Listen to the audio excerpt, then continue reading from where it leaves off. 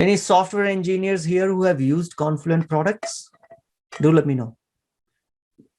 Its products are used by many companies. Okay, how many have you actually heard about Confluent and know a little bit about Confluent? May not have used the product, but kind of know which space does it play in. Steve says completely new to me. Okay. Okay, Asif got the second one guess right, Doximity. Okay, let's talk about Confluent. Any users of Confluent, either as a software developer or as your company actually uses Confluent product, or if you are from IT, you actually are managing Confluent products on-prem. Oops. Oh, okay. I don't see the name of that person, but someone from an iPhone says my company uses Confluent, but not me. Okay, fair enough. So probably it won't be unfair to say that this is a new company. Oh, Shannon. Okay, got it, Shannon. It's a new company for most of you. Okay. Asif haven't used directly, but looked into it for integration with our product. Cool. Yeah, this is what it does. It integrates the data. So let's talk about Confluent. List is data in motion. Yes. The closest one. Yes, that's the closest description. Is that's a company which is basically focused on creating product for data in motion. All right, so this is the S1. And let's review through it. Before I dive deeper into what Confluent is and its product is, let's read through some of the snippets from a letter from CEO Jeff Carr. It'll give us some history on Confluent. There is a saying that a fox knows many things, but a hedgehog knows one big thing. Confluent is a company that knows a very big thing, one very big thing. Now, the way it started is Jeff Carr and some of the other co-founders, they were working in LinkedIn, helping LinkedIn to rebuild their data infrastructure in late 2000s. What struck us at the time, that although there were 100 different technologies for storing data, right? We created data, we could store it in SQL servers, Oracle servers, MySQL.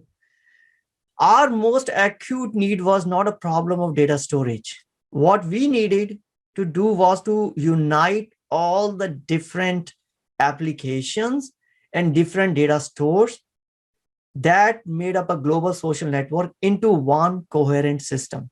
So you got different data stores, multiple databases where the data is stored. What LinkedIn's need was, and LinkedIn is a social media company focused on creating a social network, business network. People send messages on it. So their need was how to combine the messages coming from different internal systems. And there was not any product which focuses on movement of messages. I would say there were products, but not really that served their purpose. For example, TIBCO has been in this whole messaging platform for years. That's how they started with. I recall working with a product MQ messages. I don't recall if it is from TIBCO or not, maybe 10 years ago. There was a company called Business Objects. I worked on that. I think that taken over by SAP, which focused on moving messages. And going back to the older technologies would be EDI, electronic data interchange. That is like, you can talk about 1960s and 70s technology. But nothing existed for unstructured data that we get through our web, right? The data is now not only the text, it's not the set of columns and tables. It could be a message. It could be a like. It could be, and heart emojis. It could be a video. So none of that, there was no platform which allows you to manage the data, these messages coming in, and the data is of various different quality, different types of data. So what they did, they started to build it up. A small team consisting of consisting of Jun Rao, Neha Narkhede, and Jeff Cobb himself. They started building a project, started creating a technology, which they later became Confluent. So they created an initial version of a system called Kafka. And then it was open source. So those who worked in open source community, I like the amount of invention that I see in open source community. If you look at, I worked in both types of companies, open source as well as proprietary companies. And the amount of innovation that I see that happens in open source, the pace of innovation that happens in open source is amazing. I don't think any proprietary company can match the speed and the depth of innovation that I've seen in open source. So I became fan of really open source technologies once I looked at, the whole difference between open source and the proprietary systems. Things that used to take us a couple of years to add a functionality to our product, when I moved on to the open source, it takes 6 months, because now it's not dependent only on my team, not only dependent on a set of software engineers that I have in my company. Now there's a whole community that is working on it. So what they did,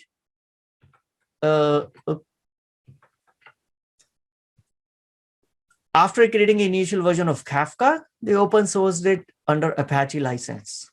And then these three kind of inventors moved out and created a company called Confluent. This company has been founded based to focus on Kafka and help other companies make use of Kafka. So this core technology was created in 2011, left LinkedIn and formed Confluent in 2014. Now, what is this Kafka? Why do we need this? Now, this technology is something called a publish and subscribe system, right? Now, for example, hopefully all of us are familiar with databases. Those have been existing for almost 50 years now. You get the data, you store it in a database, and then someone, when they will need it, will query the database to get the results. Now, world has changed. The amount of the data, the variety of the data, and the speed at which the data is being created has grown multifold. And there is a constant stream of data that is being created. Now, if the companies have to depend upon storing all the data in a data store, could be Oracle, could be MySQL, could be SQL Server, don't care. Traditionally, that's what used to happen. You store the data in data store, then the applications will be reading from the data. No longer. We don't have a luxury of getting all the data into a data store, then modifying it, and then giving it to an application. That is too late. What the need of the hour is when the data is being generated, it needs to get onto the applications ASAP. We don't want to have a latency of having it stored in the single data store before it goes to the application. So there's a whole new concept. It's called data in motion, like Liz mentioned, that you are actually trying to deal with the data while it is being generated and being transferred. You haven't even taken it to your main database store. We all are familiar with the data warehouse, Oracle's or others data warehouse. There are a lot of companies, Teradata, all those companies, they work on data warehouse. where you take the data, dump all your data in your data warehouse. And that is called data at rest. Now the data is resting in your warehouse. It still has use of it. These companies still survive. But there's a new need of trying to look at the data, analyze the data while the data is in motion, so that you can make much quicker decisions and much closer to real-time decision making than having that data go in your data store, then you extract, then you run your intelligence on it, and then take a decision. So that's where the Kafka comes in, is kind of provide a messaging platform from the source of data generation, goes through Kafka. Kafka, here's the source could be, let's say, stock exchange is producing the data. Now, there could be companies who want to subscribe to that data. I want data feed. I want options data. I want to look at a end of the day data, end of a closing price data, right? So there will be multiple subscribers who will subscribe to that data. Now, the Kafka sits in between to manage the data coming from producers and sending it to subscribers. Right? There are more details in Kafka in terms of how they do it. Kafka clusters connect. I'm not getting into those details. Just simple understanding is publishers publish their data. Now the subscribers want to subscribe to that data. The quickest way is in between sits Kafka, which basically manages the whole publish and subscribe system. So that's what Kafka is.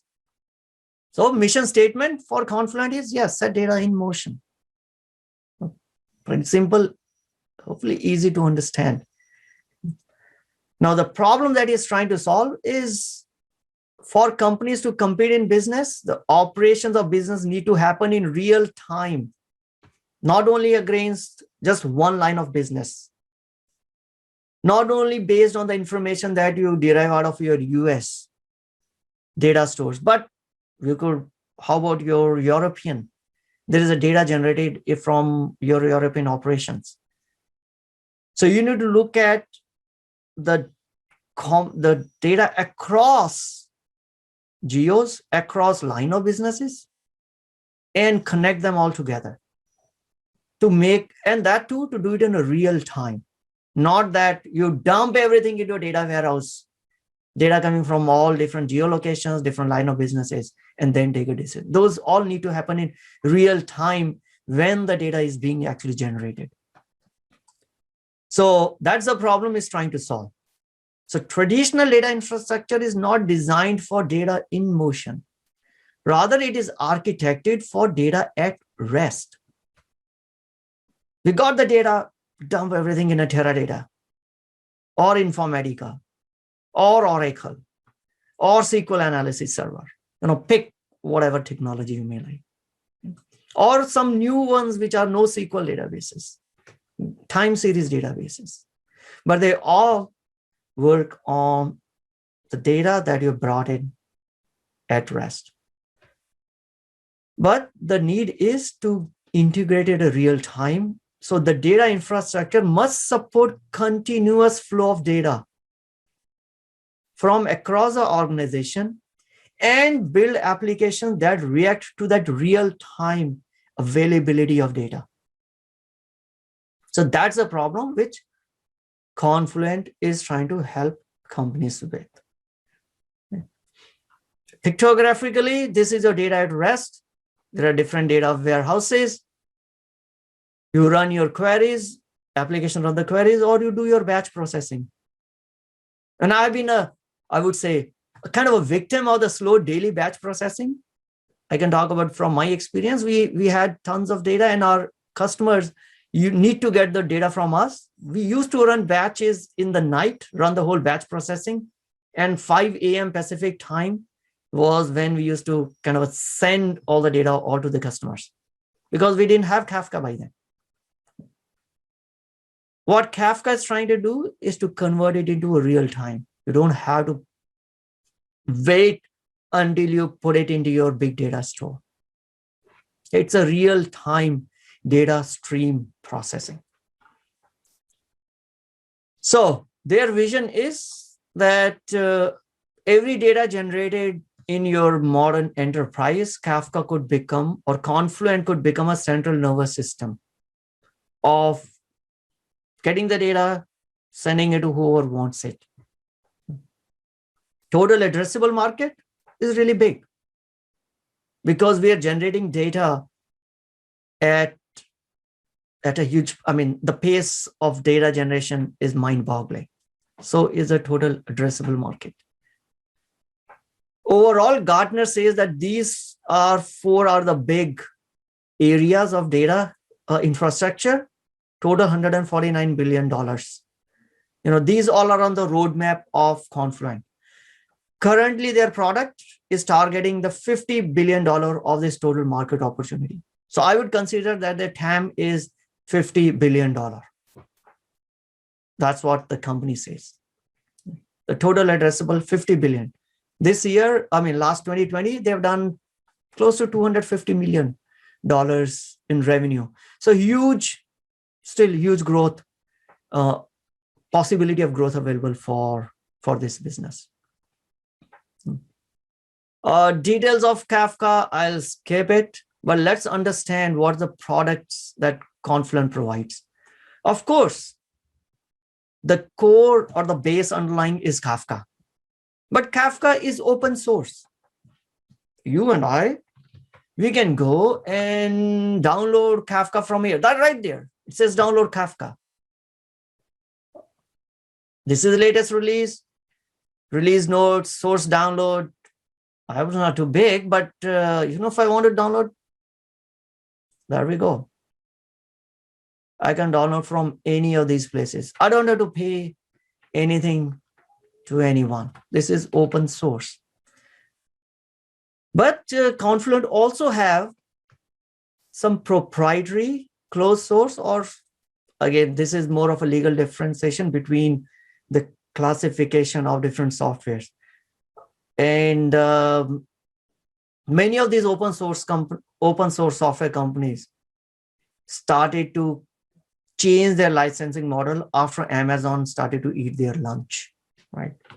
Kafka is open source. Amazon engineers are actually working on this. They are also providing services to this. So how does Confluent differentiate itself? They got something which is proprietary code. Others can't use it. They got an interface for developers to query the stream of data. Now, this is a little difficult to understand that traditionally we understand how to query a data is you have a database, you run a query on it. But now we have to run a query while the data is in motion, right? So that's what KSQL DBA provide. They've got a control center which will manage the whole in between Kafka stuff, the services of Kafka or servers of Kafka, plus a bunch of others. Now, big question, if it is open source, how they make money? They make money by selling the subscription services. Now, they have two type of kind of a products. One is Confluent Platform. So this whole Kafka that sits on the servers called Kafka cluster. What Confluent provide is something that you can download from Confluent website. It's called Confluent Platform, which you can now deploy that software onto your own data centers. It's like you download Office, not Office 365, but the Office license software. But then you're responsible, your IT team is responsible for managing that Office software. If a new feature comes in, the IT team has to go and update and get those new features for all the users. That's a Confluent platform. The second one is a Confluent Cloud. This is Office 365. If a new feature has come in, new security update has come in, my IT team has to do nothing. I am accessing it from a cloud, from Microsoft Cloud, Azure Cloud. Microsoft will take care of making sure that the latest security patches are in, all the new features are turned on.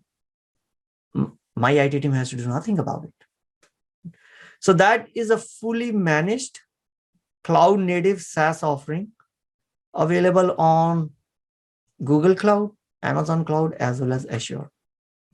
As a customer, if I have a relationship with, and I have most of my data on AWS, Amazon, I can still sign up and become a Confluent Cloud customer because the services is available on AWS. If I don't have data on cloud, my data is sitting on my data warehouses, or all of my systems are on my premise in the data centers that I own, in that case, I'll basically buy Confluent platform from Confluent. Now, they make money through customer support, little bit of licensing revenue, customer support, and maintenance and upgrades on Confluent platform. So it is like you sell a CD, of course, no CD. Now they download the Confluent platform, but you sell them software, get some license revenue, and then you also buy a support from us.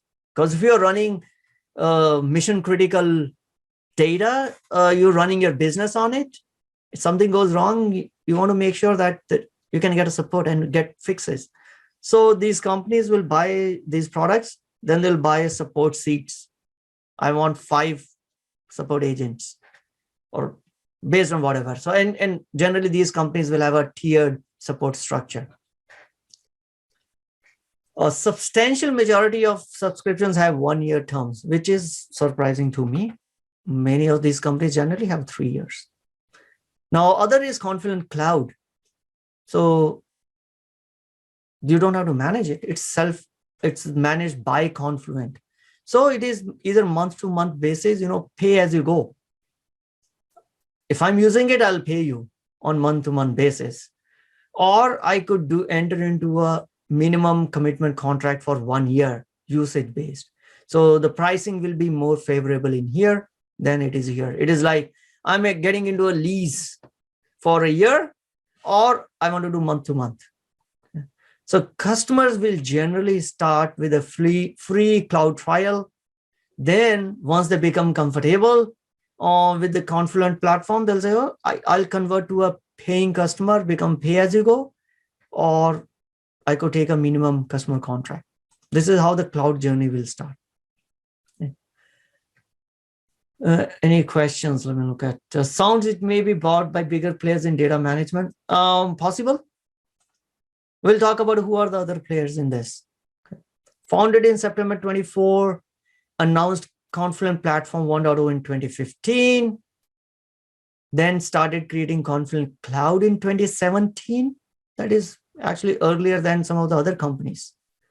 Then 2019, September 19, 50% customers are on Confluent Cloud, which is a pretty good number.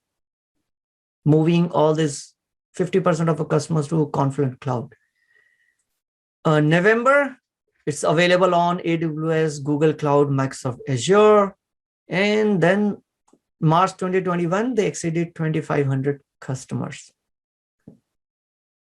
From a high level number, 51% Q1 revenue growth, 2,500 customers, 560 customers with more than 100K annual recurring revenue. But still loss-making company.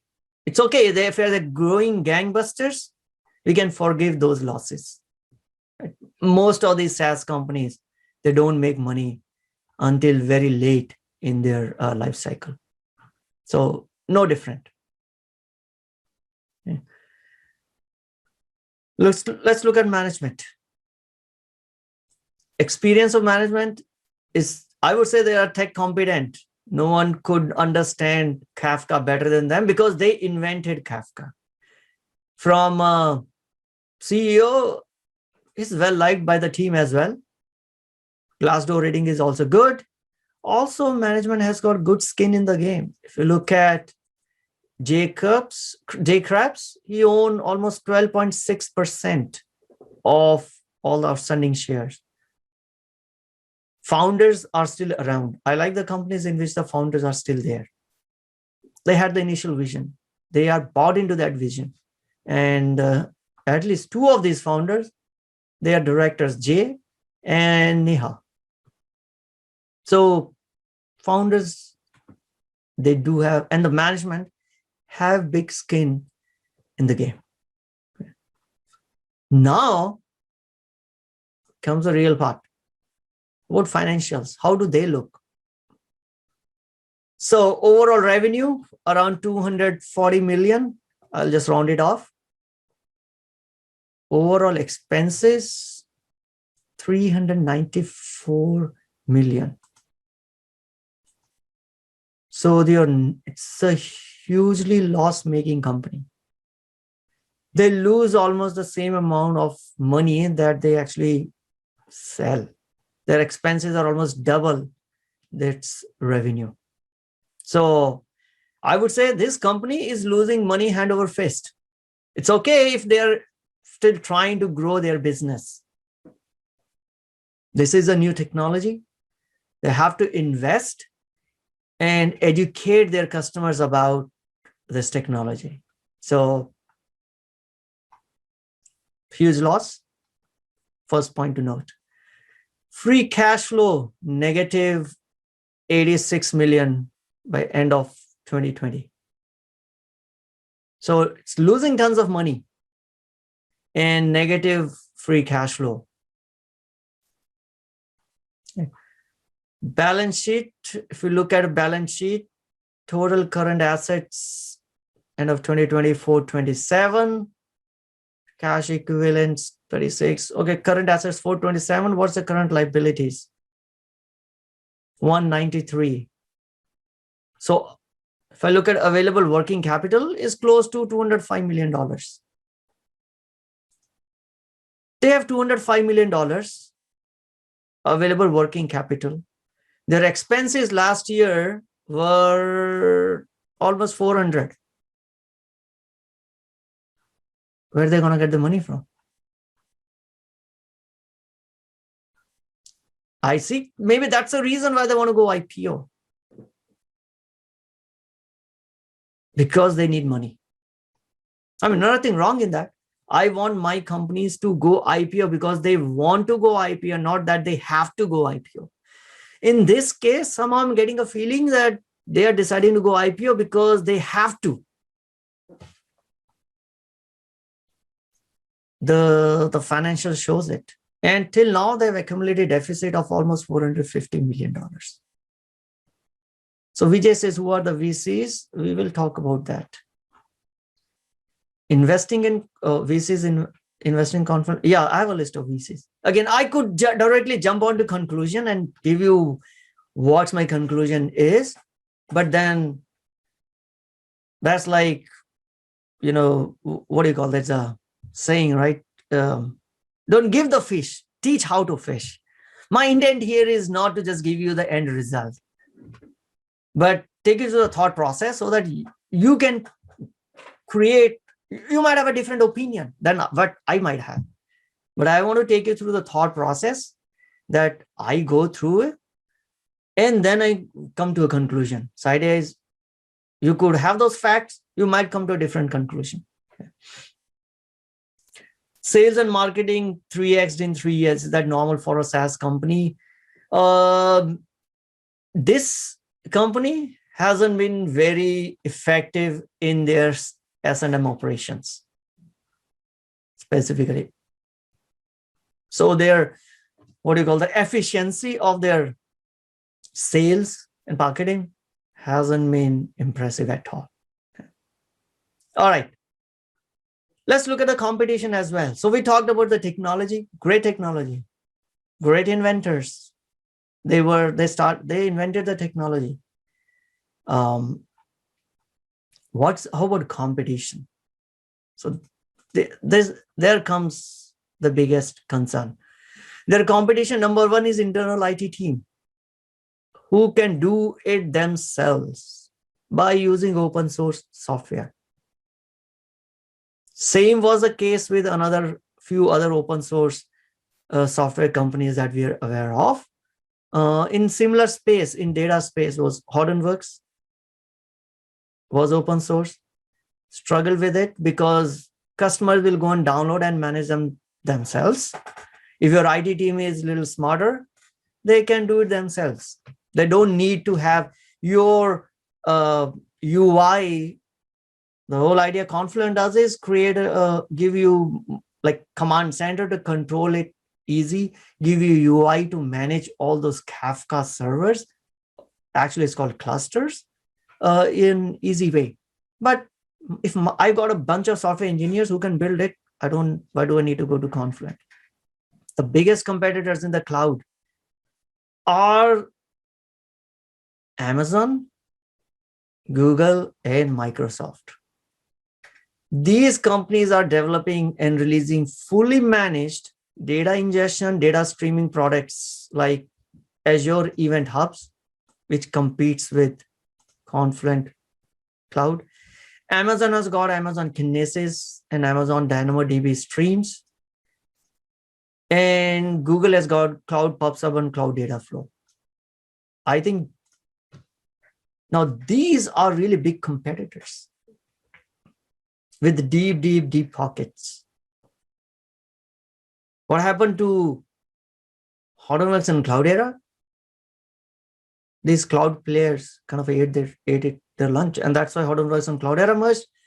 Now Cloudera is pivoting towards cloud. Because if customers have understood that they don't want a software that they have to manage on their own. So Confluent platform, that is more than 70% of their overall revenue. But Confluent platform is the one which you have to go and install and manage on your own, on your data centers. You might want to get a support subscription, but still you have to manage it. Customers know and have been, I would say, spoiled by all these cloud services wherein I don't have to manage. I'll just subscribe to your cloud service. So Confluent has started their journey, but that portion of revenue is very less still. Whereas these big cloud competitors have built in huge services which does the similar thing. For on-premise, there are other vendors like TIBCO. I talked about TIBCO earlier. TIBCO was in messaging. Now they're also moving into this streaming. Cloudera has got Cloudera Dataflow, which uses Kafka plus other technologies. Red Hat has got it. Oracle Cloud have it. So they got a competition in cloud, of course, on-premise. And lastly, there's a competition in the technology itself. Kafka has been great, but new technologies keep coming. There's a new open source project called Apache Pulsar. And now we are seeing many companies are actually using Apache Pulsar for doing what Kafka does. Splunk, data stacks are now using Apache Pulsar. Open source, pace of innovation is really high. You have to be always on your toes. So now Confluent whole business is based around Kafka. And now if there are better technologies than Kafka itself, that kind of tones down their, I would say, proposition. Okay. No customer concentration, which I'm good. No management misfits. No issues on IPO proceeds. That's all good. Money raised, they're trying to raise almost $700 million. So once they raise $700 million, they'll have overall, close to $1 billion available for working capital, which is good for next 3-4 years. offering 23 million at $31, valuation of around $7 billion. Someone asked me who are the VCs. These are some of the VCs: Benchmark, Sequoia, Index Ventures, all great, well-respected VCs. Of course, VCs also see where the puck is moving. Maybe they want to get out before it's too late. Who knows? Right? What's the motive of going IPO? I can only look at based on what I see in their S1 and based on what I feel happening in this market on this whole data in motion. So my conclusion around this is open source. And because Kafka is open source, there are a lot of companies who are providing the Kafka service as platform as a service. We saw Amazon doing it. We saw Microsoft doing it, Google doing it, Cloudera doing it. Okay. Now, Confluent does have some proprietary stuff. When we looked at the products, there was some proprietary stuff also. One of the big of proprietary stuff is Kafka streams, but it is not available in their cloud offering yet. Where customers are moving to cloud, but Confluent doesn't have everything on cloud just yet. They got a Kafka streams, which is still not on cloud. So if as a customer, I have to manage myself, then not a great position. Okay. Financials, we've already looked at. This is another tech challenge for them, Kubernetes. Again, getting it a little more technical is Kubernetes allow customers to spin up, start Kafka in cloud. Why do I need Confluent Cloud? There are other reasons, because they'll give me a little more management tools around it. But again, they could be disrupted. They disrupted a tech, now they could be ripe for disruption. Okay. Free cash flow is negative. They're losing money hand over fist. Okay, one more point. In cloud, Kafka clusters could become cattle from being pets. Generally, in this space, we talk about some technologies or as a pets and cattle. Pets means you have to take care of them. You have to feed them. You have to put time behind them. Cattle, leave them open in the wild. I don't care much about it. They'll survive. So when you're having stuff on your on-prem, those are pets. If it goes down, you have to make sure that you have resources available to bring that back up. You have to have enough disaster recovery. If one of your server crashes, you need to make sure that there's another one to take over from it. Those are all pets. When it moves to the cloud, I don't have to care about it. If a cluster goes down, these cloud providers provide enough availability that if one dies, the another one will come back up. Cloudera faced with these issues. The moment Amazon started with their EMR and Azure had Azure Insights, the customers who are holding and deploying software on-prem, why do I need to take so much of attention? I'll just buy cloud. I don't care if one of my server has gone down, it'll come back up immediately. So then I don't need that whole in-depth management, because I don't care if one of the, it's in the wild. I don't care if it goes down, because it'll come back up. So Kafka clusters could move into the same way as like Hadoop clusters have done. Again, technology that Hortonworks and Cloudera had perfected. And now kind of their lunch being eaten by these cloud players. Kafka tech is fine. Dig deeper. This is not a huge piece of overall data management project or a data management initiative. When as a customer, I'm going to change my whole data infrastructure, this whole Kafka is just one piece. Even though Confluent would like to say that we are the center, reality is different. Right? There are some vendors who will just throw these Kafka management service for free. But that's not the biggest portion of the deal.